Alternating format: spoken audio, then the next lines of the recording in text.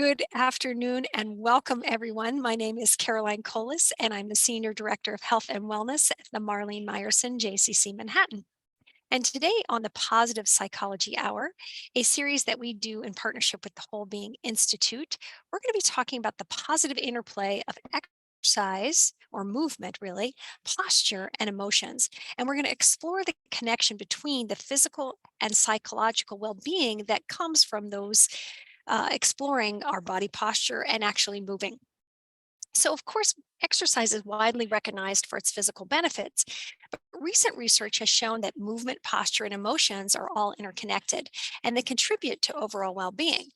According to Stanford health scientist Kelly McGonigal, the author of The Joy of Movement, who's been on the Positive Psychology Hour several times, movement can connect people to happiness, hope, connection, and courage. And then Patty Van Capellen's research on posture demonstrates how body posture can communicate emotions to others and even influence our own feeling. Our body posture can impact the emotional circuitry that runs through our body. They can also impact our experience of our emotions, such as joy, awe, hope, and even dominance. And we're going to play with that today. So, today is an exploration of body position and movement and the ability to use things to help us connect to greater happiness with ourselves and with one another. And I also hope to work with you or play with you today in something that I find fascinating, which is how do I stay motivated? How do I stay compliant, as they like to call it, the science? But first, let's just take a moment to, I'm going to put you all on gallery view, where I'd like you to put yourselves on gallery and come onto the screen if you can, if you have time, and just take a look at one another. Let's see. It's just great to see. And no, Andrea. Oh, that's great. So nice to see you. Wow. And just take a moment to feast your eyes on Rachel's cat, on Winnelly's gorgeous studio, on Joanne's beautiful, all her books and everything that she has in her library. She has I've been in her apartment, and it's a feast of literary volumes. And then Andrea's walking around. Uh-oh, what happened? Are you guys here? Okay. Can you still hear me? Okay, fantastic. For some reason, they signed me out, but I'm still here. Okay, now let's do an opening meditation. And I would love that meditation to be a tactile one if we can. I'm going to take off my glasses. And what I would like for you to do is to rub your hands together to start and take a few deep breaths. Inhale and exaggerate it, and exhale so you really fill your lungs.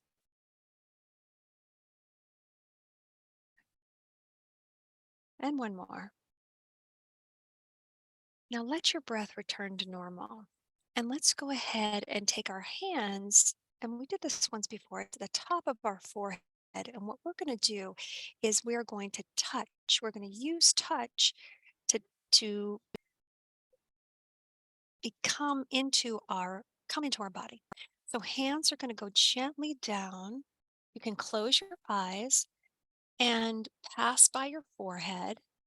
And then your next will touch your eyebrows if you have those. And then eyelids and eyelashes. And then find your way over to the bridge of your nose. And then settle your fingers right underneath your nostrils and breathe in and out. And see if you can experience the warmth of your breath, if you can actually feel the temperature of your breath.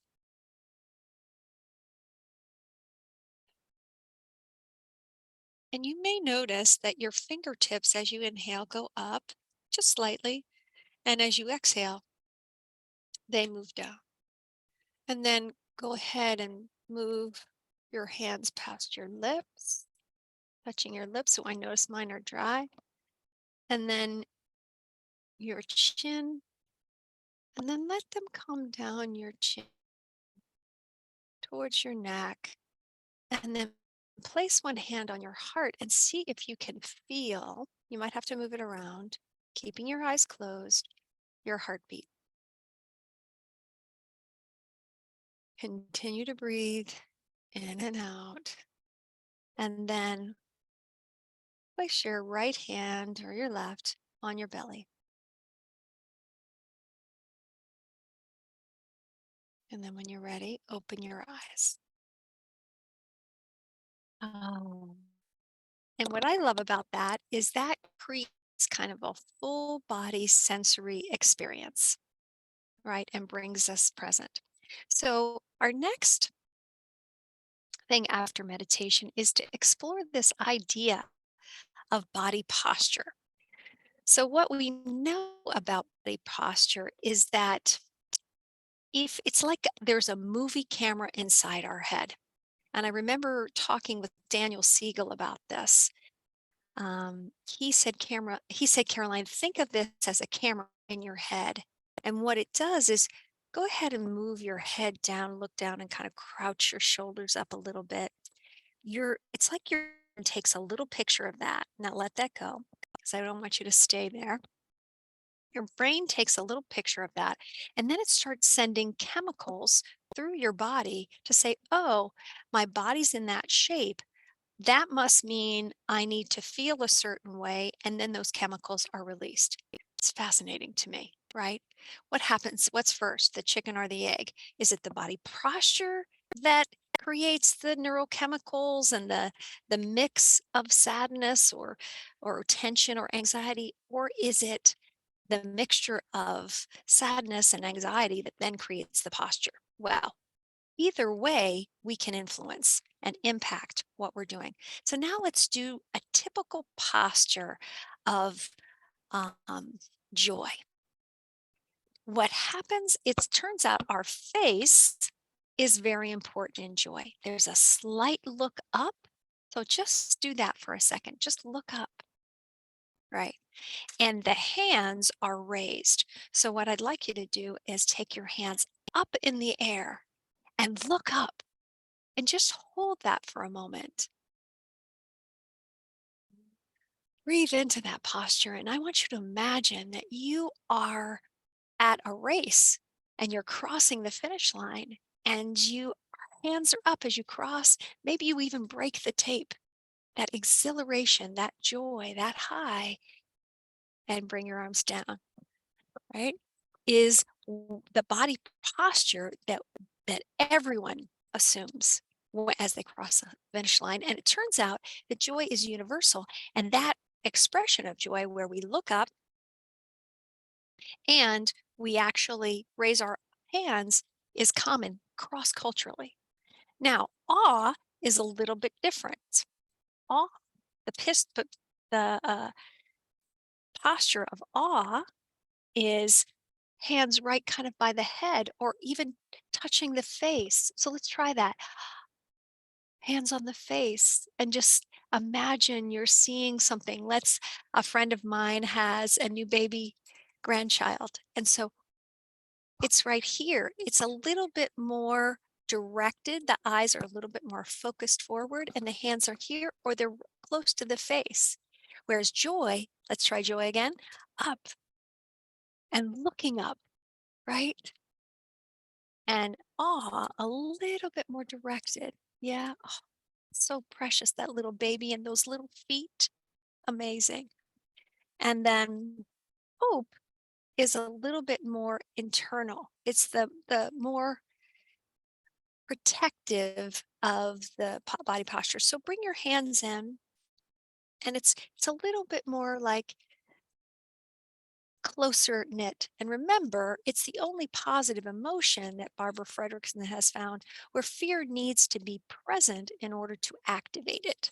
So it makes sense that our body posture might be hopeful, but it might be in a little bit. Now, dominance, right, which is the other thing that she studied, hands are out here usually on our hips. So put your hands on your hips and look straight ahead, right? and even bring your head forward a little bit. Yes, very good. You guys have got this down.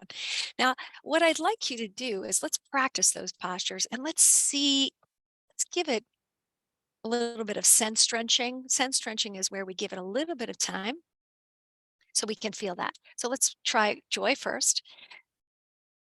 Arms up, looking up, and let's hold that position. Hold it, hold it. And if you can pump it by imagining something that's very joyful for you. You could see a friend you haven't seen in a long time. The JCC, the little kids, when they see each other in the mornings in the lobby, they just run towards each other with their arms up in the air. Good. Feel that. And then come down. And then seeing something precious, maybe a baby for the first time. Awe is a little closer. It's right here. Hands maybe close to the face, maybe even touching the face. A wonder. Maybe it's a garden, maybe it's a flower, maybe it's a butterfly that just landed on a leaf. Over the weekend, I saw a bright red dragonfly. It looked like a koi fish flying in the air. It was so delicate and gorgeous, right? And then hope, a little bit here, a little closer in, and then dominance. Okay. So please, you feel free to come off mute or just to put in the chat. Did you feel any different in any of those postures? Let me know if somebody would be willing to unmute and tell me, or write in the chat. Oh, we've got two in the chat. Sorry. Yeah. Okay, not to worry. Loved joy, said Joanne. Great. Yeah. So here's the thing. Now that we know that the body can impact our emotions and our emotions can impact the body, we can do that consciously. Have you ever heard that even if you smile, your brain doesn't know the difference between when you're doing a fake smile and a real smile? And so that's one of the reasons why it's so important to just watch how we're carrying our body around. Right, so let's try that. I remember someone actually said to me, "Grab a pencil if you have to and smile." And, this was Debbie Rosis when we were studying Nia with her, Winnie and myself, and she said, "Okay, we know that when the lips are turned upward and the eyes crinkle a little bit, we send a different message. So let's try that and grab a pen if you need to. You guys are so good. And smile, and it will change your mood. So why would we want to do that? Well, our negativity bias. Oh, Joanne, I have to highlight you. You guys have to see this. She has a flower. That's quite a pen. That is It's actually also a it pen. is a pen. It's a real pen. And it's a flower. That's the kind of flower that the joy you want to experience. Thank you, Joey. That's great. So I'll put this. So we want to be able to, let me come back to gallery so I can see you guys. We want to be able to use our knowledge, our science knowledge to help moderate our emotional state. We know that we have a negativity bias and that our brain is active all the time talking to us. Does anybody experience that? Yeah. And sometimes it says friendly things, and sometimes it doesn't say very friendly things. So if our body posture, if we're able to activate body posture that's more positive, that can help us in those times when our brain might be trying to keep us safe and being a little bit negative. Let's move on to Kelly McGonigal's work. And again, if you want to, I'll send you this wonderful article that I was reading about this that Phoebe sent to me, how your body posture communicates feelings to yourself and to others, and how bodies speak. And that's the work of Patty Van Capellan over at Duke University.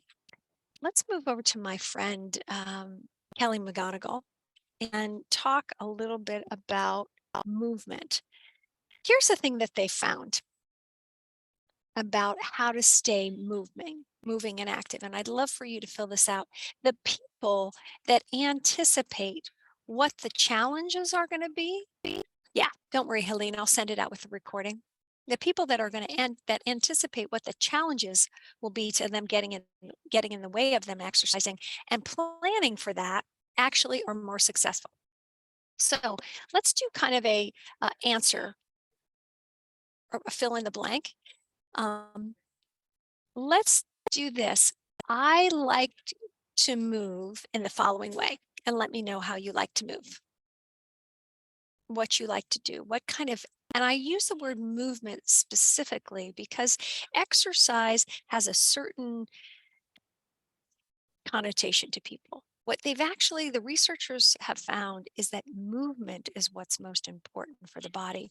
And we know that from our NIA practice because movement helps circulate the blood and the tissues in the body and keeps them hydrated. And it just makes it easier to be alive. And when the body starts moving, it reinforces it. It says, oh my goodness, I'm alive. I need to keep doing this. I need to keep moving. We also need to rest as well. So when we are at rest, the body says, oh, I'm good. I can stay here.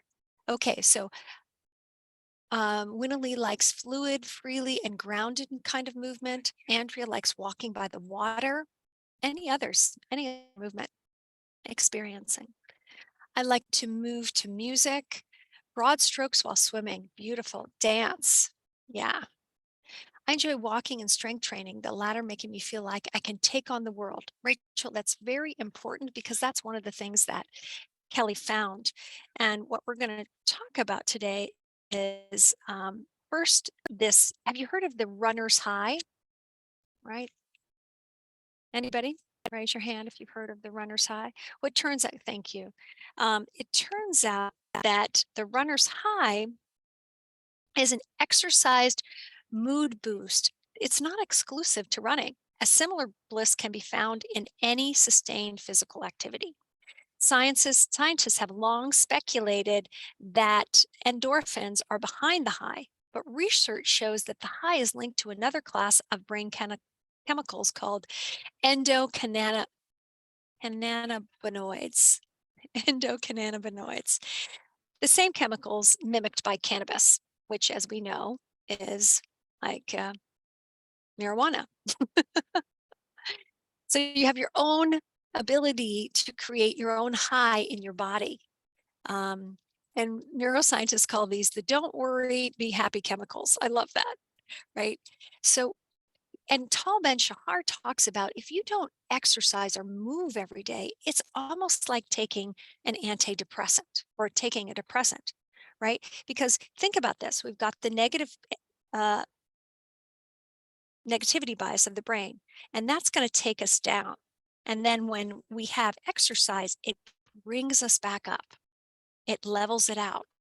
So here's one of the reasons why I am such a proponent of moving every day, some kind of movement, getting outside every single day, some way, even if in New York City, there's been days, especially during the pandemic, when I didn't go outside. And I'm like, I haven't been outside all day. I'm going outside. I'm going to walk to the corner. I'm going to see people. I'm just going to, even if I have to go to the drugstore, anybody else have those experiences? I'm going to go outside and walk along Michigan Avenue and see a car, right? We really need that kind of social interaction. So this exercise high by our cannabinoids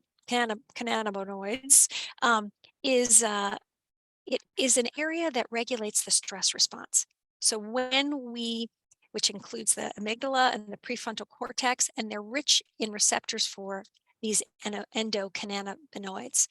So when these molecules lock into these receptors, they reduce anxieties and induce a state of contentment. Bring that on. They also increase dopamine in the brain's reward system. So here's a funny thing. When we age, that dopamine reward system sort of gets a little bit less. So exercise can help boost that too. And it primes us. Here's the thing that I love. it actually primes us when we're moving to want to connect with other people. And it increases the pleasure we derive from being around other people, which can strengthen our relationships. So many people use exercise as an opportunity to connect with friends or loved ones. Among married couples, when spouses exercise together, both partners report more closeness later that day, including feeling loved and supported. So this morning, Joanne and I had a NIA class. And one of the things I was doing was just really having the group move together and experience music together and walk in that synchronicity up and down and interact and look into each other's eyes. And what I was doing on purpose was broadening and building Barbara Fredrickson's work. I was laying down the foundation, simple steps to connect people, to boost that response from the endocannabinoids. Say that fast 5 times, right? Okay. Oh my goodness. So the other thing I wanted to tell you about is that exercise actually makes the brain more sensitive. And more sensitive to what? To joy. So please do not watch the news when you're exercising. Your brain is more neuroplastic, more open, more malleable when you are moving and when you're exercising. It's a great time. I know a lot of people walk and listen to a wonderful podcast. Feed your brain when you're moving with pleasurable thoughts and with pleasurable experiencing, looking around, listening to the music, finding a note in the music that you can respond to and giggle at. So important versus letting yourself worry and ruminate. So, one of the best ways that we can increase our joy is to actually train our body to direct our mind to think about or pay attention to our sensations. So, remember this, we did this, right? And in the beginning, we did that opening meditation. What we were doing was training our body to pay attention to the sensations. When we move, we can do the same thing. In NEO, we call it sensing, teaching what you sense. So a NEA teacher will actually say, everybody sense your hands. So here you'll be doing a simple step. So let's do that. Let's do this simple step. I want you to circle your arms like this. Okay, just towards you, like you're bringing in a gorgeous scent of lavender or rose or whatever smell you like. Just bring it in. Baby chocolate chip cookies, apple pie. You're just like wanting to bring that scent into you. So bring that in. And then as you do that, everybody sense your fingertips. And can you, yes, and Joey, I see you smiling. And as you do that, did you sense that your mind went right to your fingertips? Okay, let's keep that going. Now let's reverse it. Let's go the opposite way just to equal time. Everybody sense your thumb. And did your mind go to your thumb? Beautiful. And then place your hands on your heart and everybody sense your feet. And did your mind take you towards your feet? Yeah. Show me with your thumbs. Go ahead and open your eyes. If they were closed, were you able to direct when I said sense your thumb, sense your hands, sense your feet? Yeah? Yes. Okay. So this is a power, and it is a power that is often underestimated. You are actually training your brain. So as you exercise, one of the ways to increase your joy and to increase the endocannabinoids is to enhance the pleasure by paying attention to your sensations and saying to yourself as you walk, of course, you want to make it safe, sensing your feet, right? Sensing your legs as you walk and move, actually looking at something and noticing its detail, right?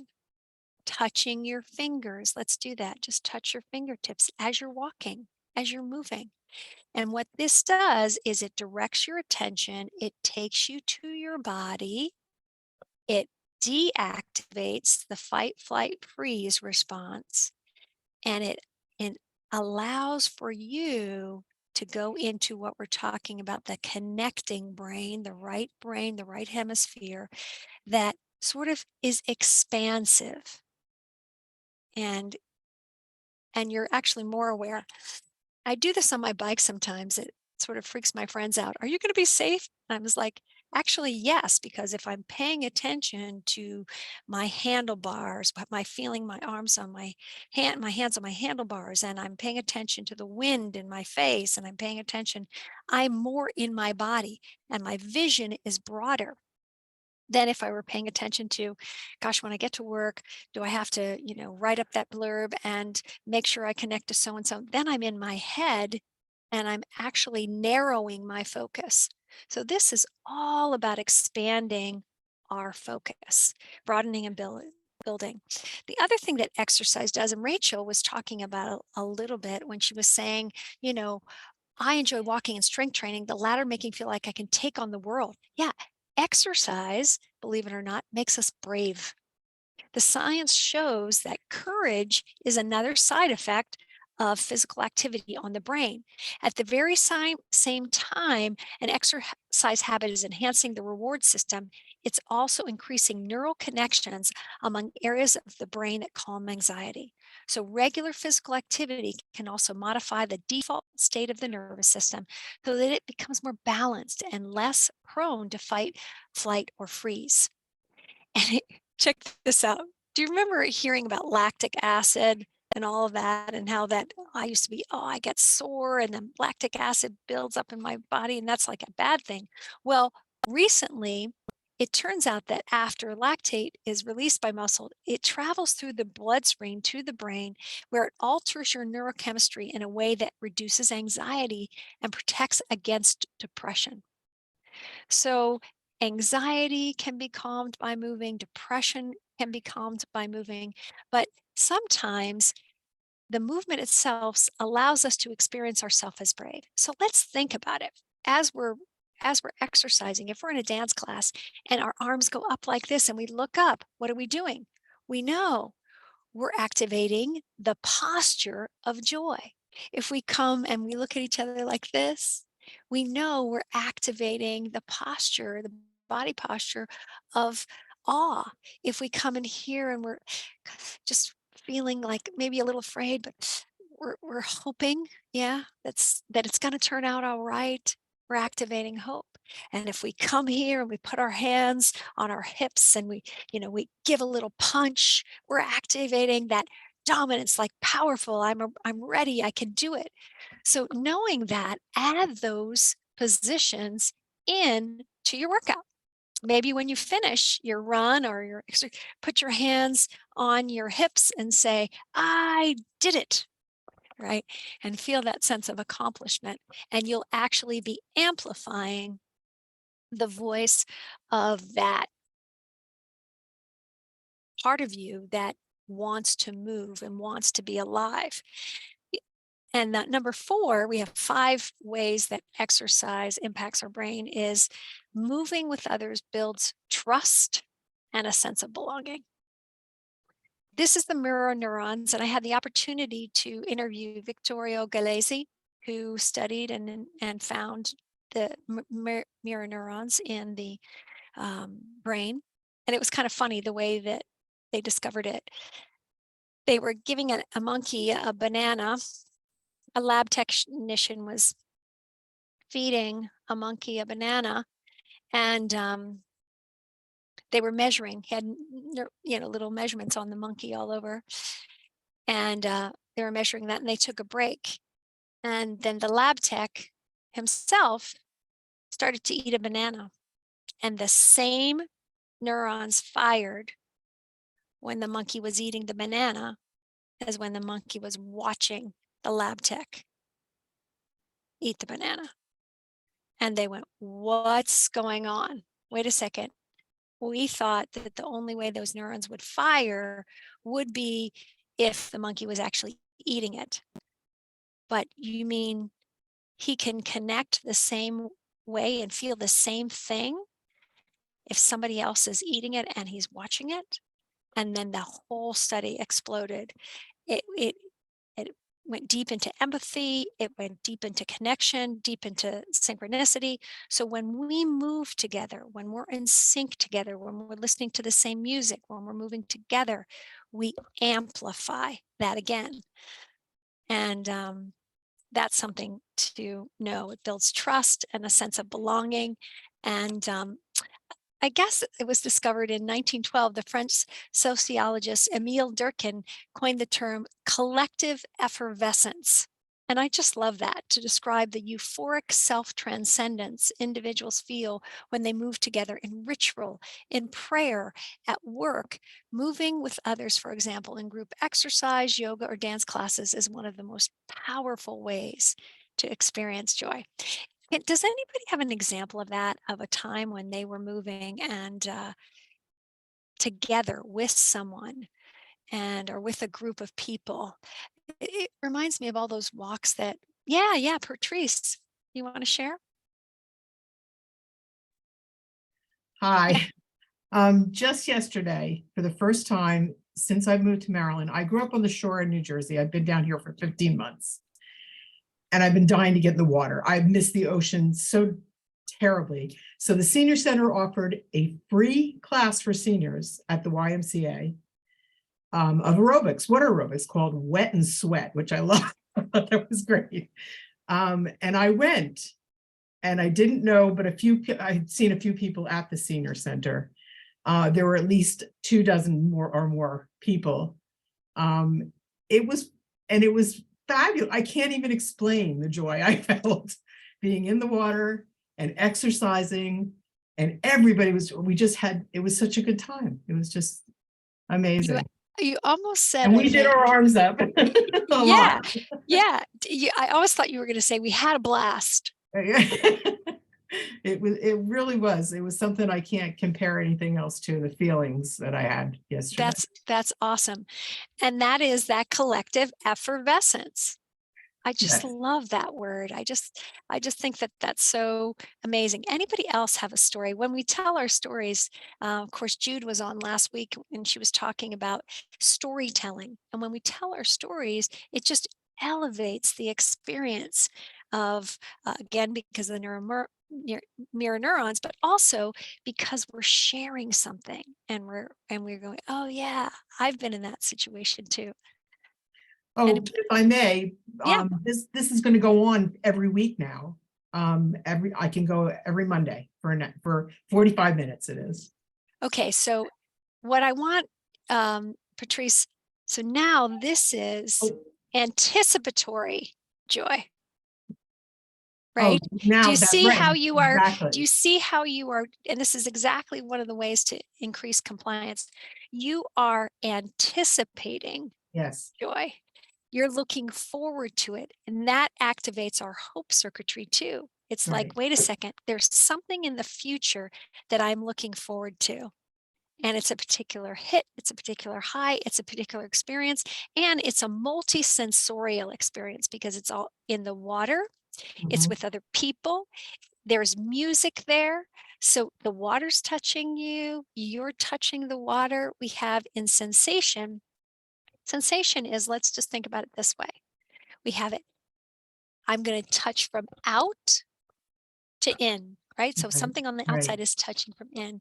So now I want you to kind of move your body around and feel your insides affecting your outsides. Like when you wiggle, it's like, oh yeah, okay, I can feel myself expanding and getting bigger, right? So that's sensation from inside affecting our outside, right? And then imagine when we eat something, right? We take it in and then it goes all the way through us. We'll have sensations all the way down, right? So that's another way to think of the journey of a sensation experience. Anybody else want to share before we go on? Thank you, Patrice. That was wonderful. And again, no pressure, but it's always nice if you. Yeah, Joey. I feel taller when I exercise because I think it really does. It affects my breathing, and my breathing affects my posture. And I just feel taller. Well, there is, in fact, your research to prove that you're right. So, what happens is at night when we sleep, we are actually taller in the morning. The body expands and it's allowed to relax, and the compression in the joints and the spaces in the body it allows to open.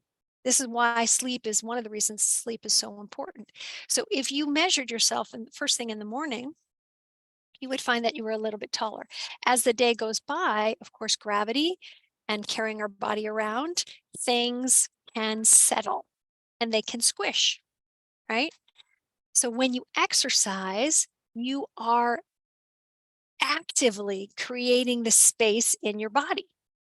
So you are, in fact, making yourself taller or bigger, right? So think about this. It's a beautiful observation. Think about this as wait a second. If I have this human body, sometimes in NEO we talk about how is the body designed, the body's way, we call it. So the body is designed. Yeah, yeah, Patrice, go ahead. No, I was just laughing when you were saying it made you feel taller because I'm very short. I'm only 5'3", and I was in the water and I was at the 4 foot. And I still wish I was taller because it's hard in the water when you're exercising. And I was on my tippy toe, which is hard to do aerobics when you're on, tippy toes in water. But I wish I could feel taller. That's a good thing. I'm gonna see if it works. Maybe I can think myself into it. Yeah, and you can also remember it's the movement itself. Now, we're not talking like 5 inches or something, but physically we have more expansion. We do this with your hands, everybody. We're like accordions. Sometimes people think of themselves more as blocks, right? But we're alive. We are composed of trillions and trillions of cells. So it it's actually more accurate to think of ourselves as vibration, right? These little things that are vibrating all over and that are moving than our form, which seems like it's inside this skin suit that seems very dense and compact. There's a lot of liquid and space in the body, and moving that liquid and space can impact, right? And here's a proof of that. When you fly, does anybody's feet ever swell? Yeah, right? So when pressure changes, right, it impacts what's inside our suit, our skin suit, and what's outside our skin suit. So that's another way of in to out or out to in. And the same thing has happened. We can impact the pressure on our own body by being too sedentary, right? Or moving around a lot. And here's the other thing that we want to do. Do this with your hands. We want to squeeze and release, squeeze and release. And if you can add a slight twist to that, then what you're doing is lubricating the joints. We are designed, all our bones are designed like the DNA spiral. Do this with your hands, right? So your bones are very much like a spiral. So if you squeeze and release and then twist a little bit, you're going to lubricate your body and create more space. And in a way, that makes you larger. Twyla Tharp wrote a wonderful book about being 80 and how when she started, she's not doing the same workout that she did when she was 20 or even 30 or even 40 or even 50. She said, your workout has to change, or your exercise or your movement routine needs to change with you as your body changes. And feel free to do that. But one of the things she said is at 80, what I encourage everybody to do is take up space. Sometimes when we age, we make ourselves smaller. She says, no, spread out. Open up your body. Take a moment every day and just, do that like snow angel where your hands are out in a star, the Leonardo da Vinci man, right? And you're pushing the edges as far as you can go. And another reason for that is we've proven that your reach has a lot to do with your fall risk. So when you start reaching just like this and not fully extending through your elbow and through your hand, which is also a squeeze. There's a little squeeze when I really reach. And I love to think of in New York City, we have the carousel. And there's a ring that you can reach for the rings and you can throw them through the little slot. But you have to reach, you really have to reach. And there's a little squeeze in the shoulder muscles there too. So we want that squeeze and release, not just in our hands, but pushing through our legs. If you're in bed in the morning and you really stretch your feet out and your toes, you'll see cats do this all the time and dogs. They go push in, right? Think of this. Think of this as like a yawn. A yawn. Let's all do that. And then do a little twist. Nice. And now do that yawn with your legs. You can yawn with your belly. You can yawn with your neck. You can yawn with your face. That is one of the ways to really, really impact your size. And then finally, trying a new activity can transform your self image. And I'm in the transformation business. I want to be different than I am now, next tomorrow, and the next day, and the next day. I actually want to, as I age, I want to have better health habits. I want to have more agility in my thinking, in my moving, in my openness to different ideas, in my even in my palate, in what I'm tasting. That's just one of my goals. I'm not suggesting that has to be for everyone. But in order to do that, I need to be willing to try new activities. So for me, exercise is a courage practice, or movement is a courage practice. When we get into Nia, let's go back to that movement that we did like this, right? We started this way, a sort of a circular movement, and then we went the other way. And now if I say to you, make up your own movement, make up your own hand gesture.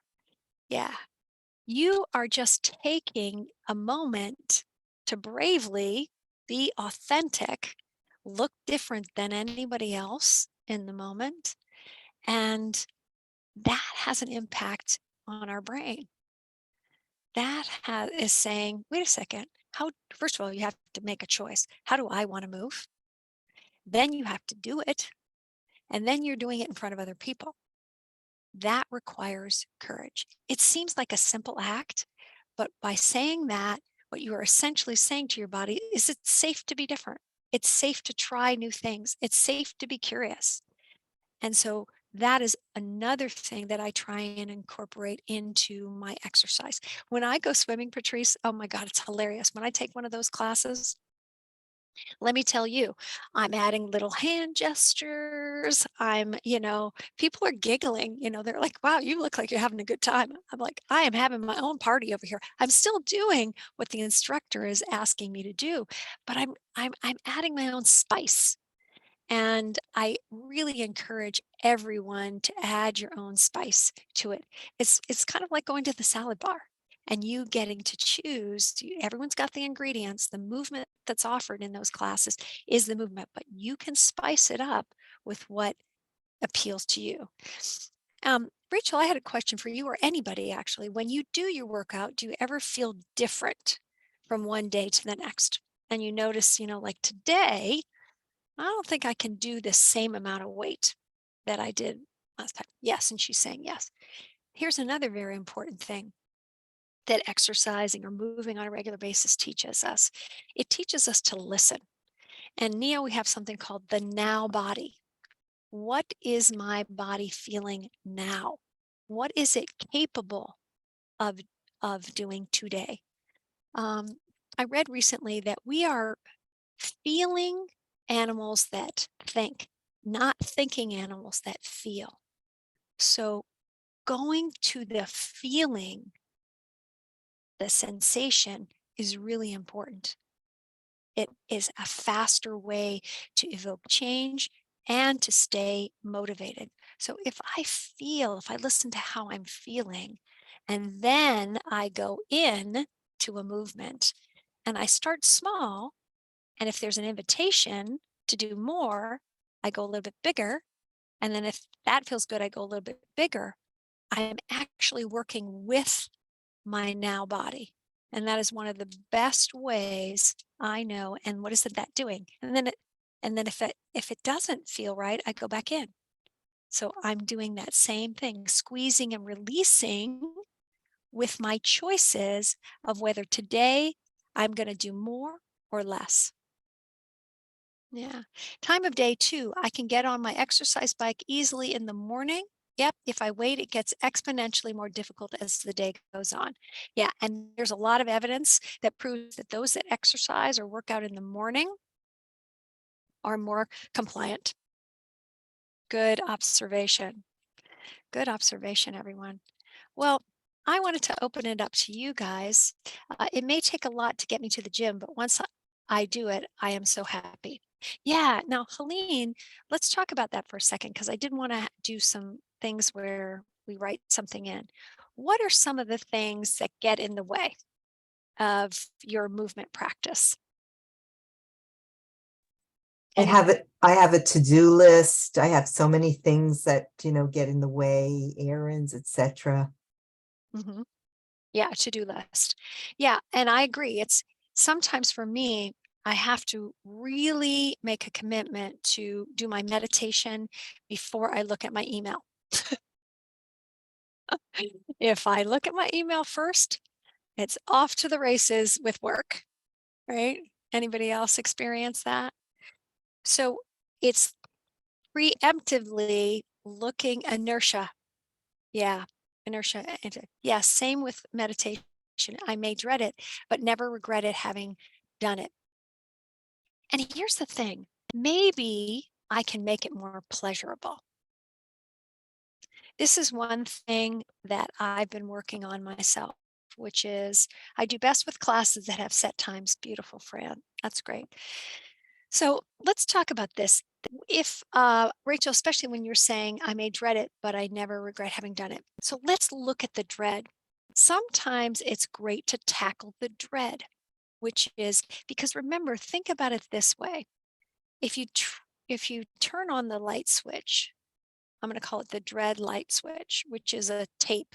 Think of a mind tape that you're saying over and over, right? Here it comes, blah, blah, blah, blah, blah. If you turn on that tape, how can we stop that from happening? Well, we can go into sensation. We can touch our fingers. We can say, I'm on to you. You're reminding me that you're trying to, distract me a little bit, but in a joking way. And you say, I'm going to go online. I'm going to turn on this switch, which is my sensation. What am I feeling right now? Right? Or even better, let's connect it to purpose. Why do I love to exercise? Or as Patrice said, I had such a good time. I'm looking forward to it. We want to replace that circuitry because whatever we continually do habitually gets stronger. We're not going to fight it. We're not going to shame ourselves. We're not going to say, oh, I can't believe I'm thinking that way again. And can you hear how that makes that voice louder? It actually adds to it. We want to add to the bucket of, I wonder what it's going to be like today. Or you know what?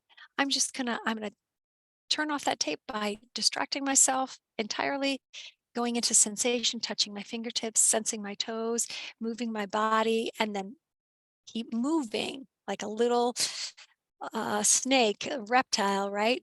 Keep moving towards what we want to do and away from the voices that we don't want to reinforce. I know that sounds simple, but it's a little trickier than we think, all right?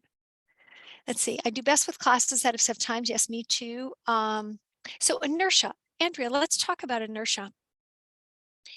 It's really normal. And I remember talking with Kelly McGonigal about this, and she said, listen, you have to know that when you're sitting down, the brain goes, I'm good. I'm happy right here. I really don't need to move at all. Right? Why would I even think about it?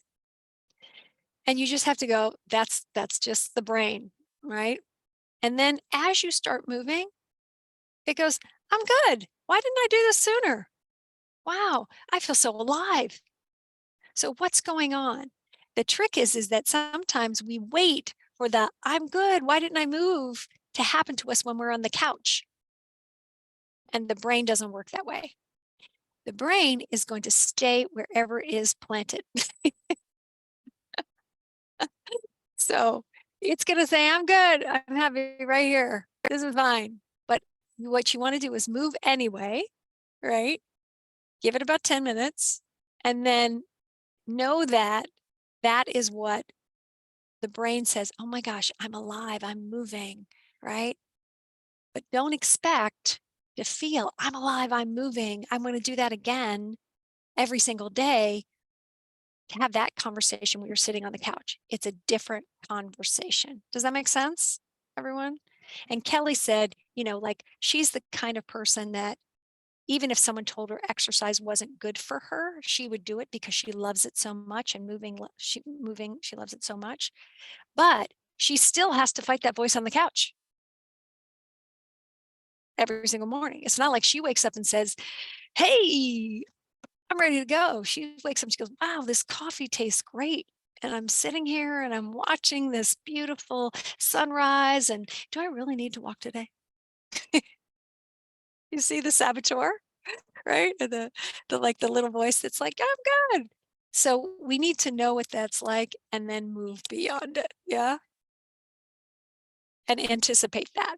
So in summary, the 5 things that surprising ways that exercises changes our brain is that exercise high primes us to connect with others and with ourselves. The exercise makes our brain more sensitive to joy. Exercise makes us brave. It's truly a courage practice. Moving with others builds trust and a sense of belonging. And trying a new activity can really transform our self-image of ourselves. It can keep us growing. It can keep us moving. And then our body posture, I really, really watch the shoulders rounding, the thing on texting. It's a particular chemistry that I'm flooding my body with. And I know I need this, right? Because I want to experience that joy, that openness. This reinforce fight, fright, freeze, anxiety, smallness. And this reinforces joy, awe, connection, size, bravery, all of that. So the 4 positions we looking up, joy, arms out, hands here, awe or here, hope closer to the body, and then power or dominance, hands there, right? And we can combine them, right? What if we put our hands here and looked up?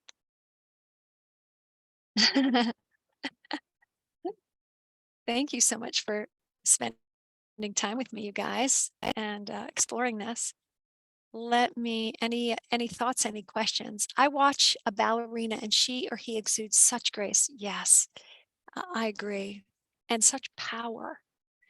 And the precision, the tricky part being a former professional dancer is to not look in the mirror and pick yourself apart, which happens quite a lot for dancers, right? Because they're looking for the perfect line and the body's constantly changing.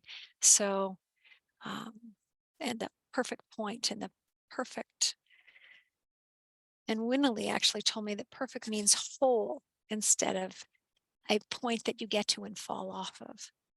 I feel better, stronger, more graceful, even watching a dance performance. Yeah, those are the mirror neurons. And here's another thing that they said you can improve something 25% if you imagine yourself doing it.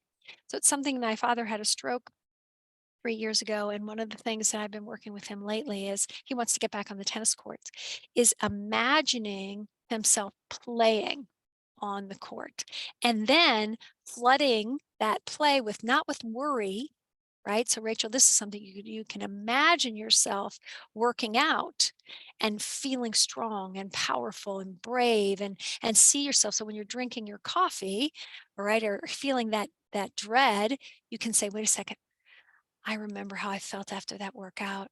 And you visualize yourself feeling courageous. And I know it's something I like to ride my bike, even in New York City when it's really nasty and cold during the winter, and I go, that's so strong and crazy, but it makes me feel like very alive, very brave, a little scary sometimes, but it's quite beautiful. Thank you. I learned so much. Movement has increased my assertiveness and others not always liked by on the receiving end. Assertiveness with others, not always liked by those on the receiving end. Remember, it's a dance, Helene. I would encourage you to remember it's a dance. Dance has always been one of the easiest ways for me to be in relationship with another, being on the dance floor. And that can include when I'm dancing with somebody and we maybe bump into another person and how we navigate that, or when it's very crowded and how we navigate that, or when there's a lot of space and how we navigate that. And not only that, the space in between myself and another. I really guard that space and I preserve it. And I think, wait a second, the space in between us may be a little bit tense. What can I bring to create a difference to that space? So when I think of relationship, I think of myself, the other, and then the relationship itself, that space between. And in Ania, we call that the power of three. So if I'm noticing that relationship needs some nurturing or it's being impacted by me bringing aggressiveness, what can I bring us instead? Do I need to express a need? Can I do that in a softer way? Once I change my dance, think about it. If somebody's doing the tango and I start to waltz, they're going to have to adjust. I'm not doing it on purpose. I'm just taking care of me. But if I change my dance, the others change too. Yeah. Thank you, everybody. Have an amazing, amazing day. We'll see you next week. Please keep moving.